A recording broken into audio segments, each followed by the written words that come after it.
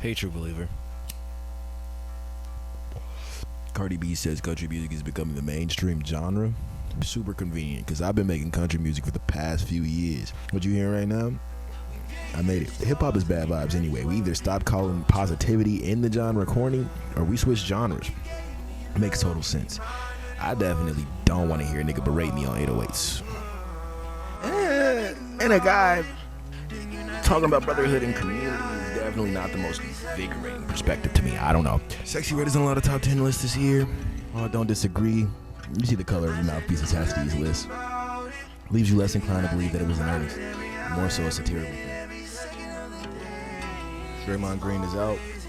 Ja Morant is in. They suspended Draymond indefinitely. I'm not sure if you're into basketball, but Draymond has definitely got a few screws loose. In my opinion, they should have done that when he gave Sabonis rib contusions. It's crazy because he stomped on that nigga chest with both feet. Like he got air. And then he got on this podcast talking about weak hoopers the next day. Come on, bro. At first I thought he was a paid flopper, you know, like a klutz. A nigga there to provoke calls and sell fouls, but nah. His intentions seem to be much, much more dubious than that. He knocking niggas out cold in the middle of games, and he putting niggas in full and half Nelsons. Nigga playing basketball like Macho Man Randy Savage. Meanwhile, Ja's back. It looks like he's sorry. Looks like he's sorry.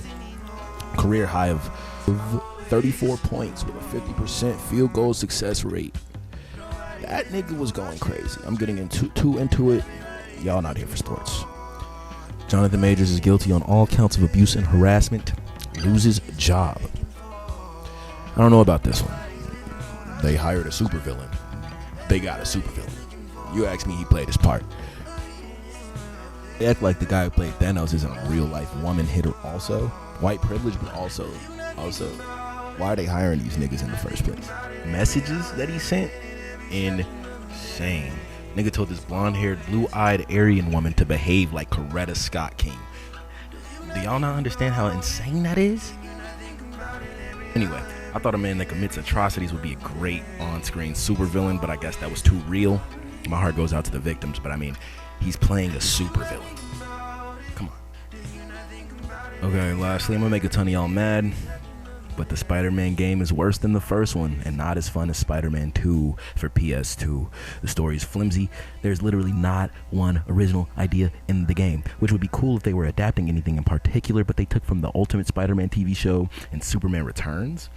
I really hate the Mary Jane thing because, like, she's literally just Lois Lane.